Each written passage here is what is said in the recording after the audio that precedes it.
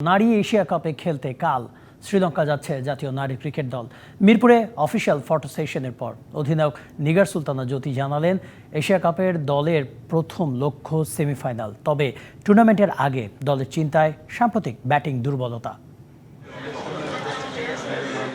Australia ও ভারতের বিপক্ষে সর্বশেষ দুটি সিরিজে একটি ম্যাচেও জয় দেখা পায়নি বাংলাদেশ নারী দল। দুই সিরিজেই নিগার সুলতানাদের ব্যর্থতার মূল কারণ ছিল ব্যাটিং। ব্যর্থতার সেই দুশ্চিন্তা নিয়েই নারীদের এশিয়া কাপ খেলতে শ্রীলঙ্কায় যাচ্ছে বাংলাদেশের মেয়েরা। তবে অধিনায়ক নিগার সুলতানা এশীয় শ্রেষ্ঠত্বের লড়াইয়ের সেমিফাইনালে যাওয়ার ব্যাপারে বেশ আশার কথাই শোনালেন। লাস্ট এশিয়া কাপে যেটা আমরা করেছি যে আমরা সেমিফাইনাল যেতে পারিনি, সো আমাদের ডেফিনেটলি প্রথম টার্গেট থাকবে সেমিফাইনাল অ্যাচিভ করা, আর এর জন্য হচ্ছে প্রথম ম্যাচটা অনেক বেশি ইম্পর্টেন্ট। বাংলাদেশ ক্রিকেটের সবচেয়ে বড় সাফল্য এসেছিল নারী ক্রিকেটারদের হাত ধরেই 2018 এশিয়া কাপে।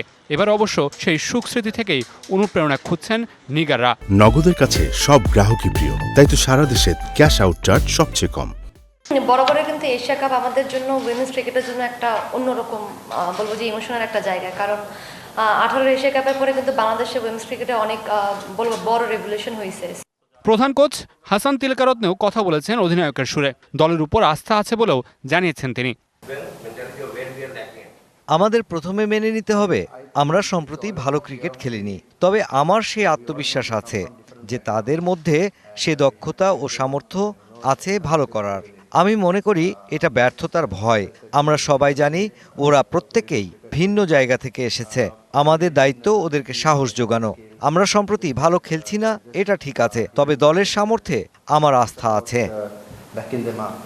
মেয়েদের ক্রিকেটের উন্নতিতে আগামী বছর আসতে পারে বিপিএল এর মতো franchise tournament. Mamunur Rashid, DBC news, Dhaka.